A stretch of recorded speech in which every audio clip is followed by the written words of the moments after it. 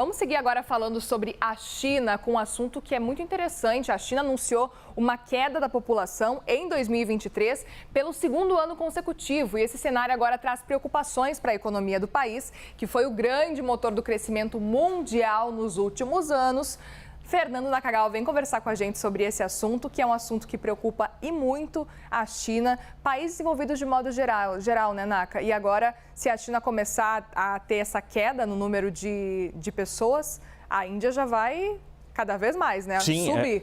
A Índia já ultrapassou a China como país mais populoso do planeta, e o que os números mostram é que a China começa a entrar numa trajetória, num comportamento populacional muito parecido com o visto em outros países asiáticos que são mais ricos. Por exemplo, a China, o Japão e a Coreia do Sul.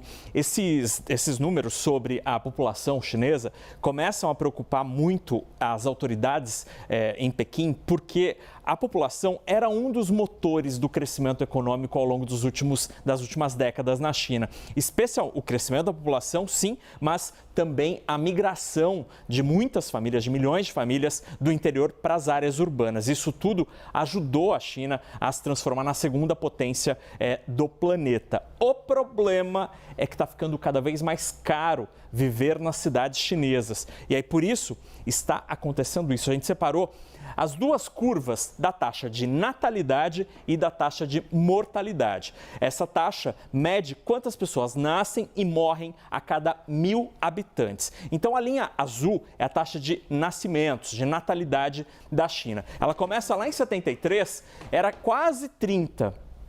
Aí, logo depois disso, no final da década de 70, comecinho dos anos 80, por aqui mais ou menos, a China adota a política do filho único. Que 30 por 1.000 habitantes. Por 1.000 habitantes, perfeito. Aí, a partir de 1979, 80, a China adota essa política de filho único, onde apenas um filho tem incentivos e respaldo do Estado para, por exemplo, estudar.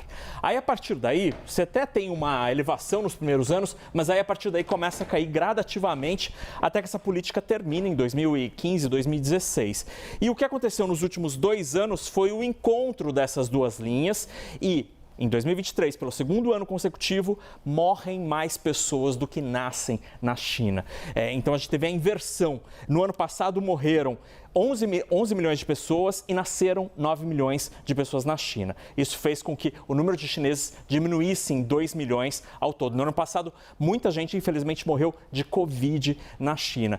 E em 2016, eu tive a oportunidade de ir algumas vezes a trabalho para a China e muitas famílias diziam que estava ficando muito caro. E a China tem um problema hoje que 4 idosos são sustentados por dois adultos que têm apenas um filho. Isso tudo gera uma outra preocupação com a previdência no futuro. Sem dúvida, depois começa essa preocupação que pode quebrar, né, também lá na frente. Exatamente, esse é um problema.